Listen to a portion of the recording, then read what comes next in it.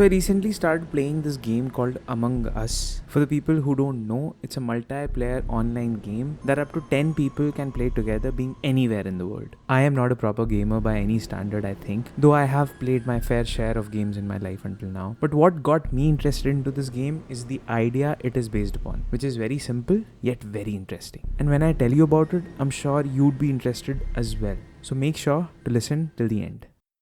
Hi, my name is Parth and you are listening to Dhvani.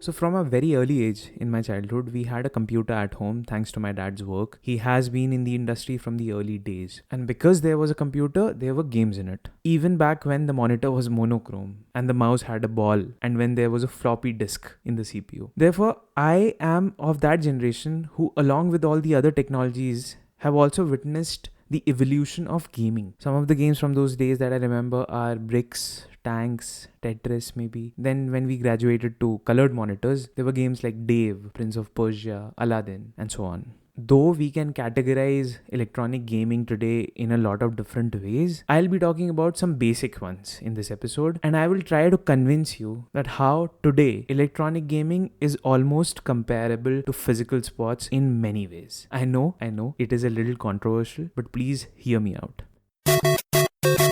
While I never had a gaming console myself, my cousins used to have one, Nintendo. I think they still have it. During the summer vacations, I used to go to my nani's house, my grandma's house, for 10 to 15 days, and along with all the other fun and frolic, we used to play video games every day. The games that I distinctly remember from the video gaming days were Mario, Iceman, Contra, and the most notorious one, Duck Hunt. Because till date, we have no idea how the gun worked and how it aimed through the television. Still a mystery. Then there were some multiplayer games on computer as well, like Mortal Kombat 4. But the most memorable dual-player combat game has to be Tekken 3 for me. I and one of my school friends, we used to go for coaching classes during our 10th standard. And after classes, we used to play Tekken 3 on this cheaply made specialized console, which used to have, I think, a PS1 underneath somewhere. I think that was one of the most fun gaming experiences for me. Game over. Some of the other computer games that I remember and I was a big fan of were Road Rash, Halo, Spider-Man, and of course GTA Vice City. I also played this game called Sindbad, Legend of the Seven Seas. It was from Atari, and I also recall that the original CD of this game was brought by an aunt of my friends from the US. That's how I was able to play this game. Then in college, I got exposed to the world of LAN gaming through Counter-Strike, Need for Speed, and Unreal Tournament. Now LAN was a new dimension altogether to multiplayer gaming. Even when the graphics were crappy, the human element added a new level of fun, excitement, and interest. Okay, let's go. Fire in the hole! Bomb has been planted. Counter-terrorists win. And it's not that I've been in support of gaming and games all along, or I don't see the perils of it. Like my parents' generation, until very recently, I considered gaming as a time-wasting activity. But I want to acknowledge some experiences, some thoughts that I've had in the last 1 or 2 years that has altered my mindset and has changed my outlook regarding this.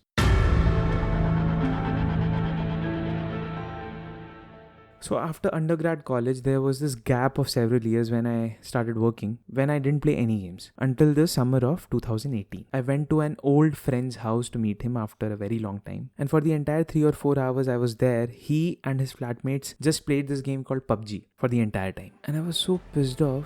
I still am when I think about it. But at that moment, I couldn't understand that what is there in this game that these people don't care about anything else. And several months after that, I started playing myself with my college seniors and I was hooked. Now we can go on talking about the bad side of this, but let's leave that from this conversation today. I will tell you about the things that I really liked. First is the interface and the overall game design. How the entire game has been designed is so enjoyable, like even while playing on a mobile, it is so fun that you don't miss a console or a keyboard to play with. And then the most important part is the human element, I think. The fact that you can play with up to 100 actual people is what makes this game very sticky. And that is where I think the lines are getting increasingly blurred between sports and online gaming today. The experience of gaming is becoming more and more realistic, the graphics are becoming better, and the speed of the internet gets faster every year, right? And as you play more, You tend to develop more skills, better bonds, trust, teamwork, strategy, in the same way you would do during a football match. Full-time gaming is a legitimate career today. There are world tournaments happening with millions of viewers. Services like Twitch are huge for a reason. And above all of this, I think online gaming is quite democratic compared to physical sports. People who don't have access to physical sports are very likely to have an access to a mobile phone, right? And for sure, there's a lot of money in this industry.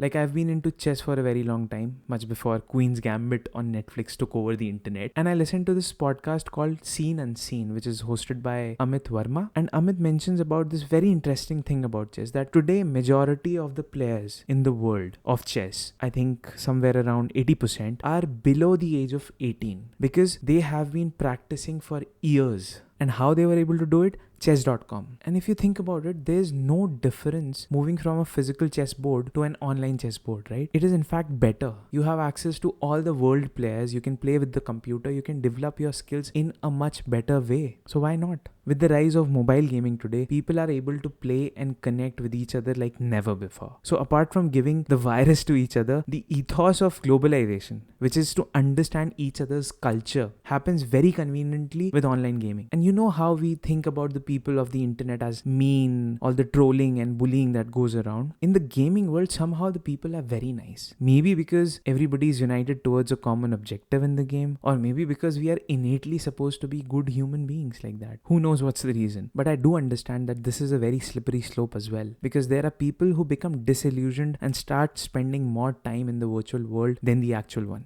Right? But when you think about today with this pandemic and the virus situation, the technological advancements are going in a different direction, I think. Because we need to keep reminding ourselves that it is us who controls the technology, not the other way around. It is difficult, yes, but still manageable. All hope is still not lost. Like the rest of the things in life, with a fair balance, I think there's a lot that can be learned from online gaming as well.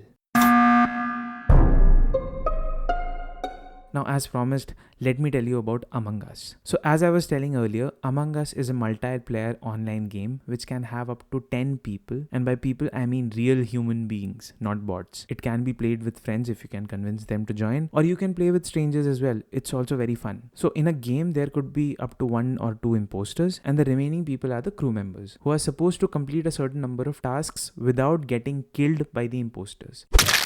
If the imposters are able to kill all the crew members, then they win. If the crew members are able to finish their tasks in time, they win. Now, as the bodies of the victims are discovered during the game, emergency meetings are called to discuss the identity of the imposter, and everyone needs to vote to decide that. And here is the most interesting part of the game, the crux of it, where you have to convince or manipulate the people depending upon who you are. Since the game only has text chat, people mostly use Discord to communicate with each other during the game and the meetings. There are many international and Indian Discord servers where people are playing most of the time. You can join them very easily, and I have put some links in the description. For others, it could be other things, but for me, this game definitely teaches me a lot of patience and the art of communication.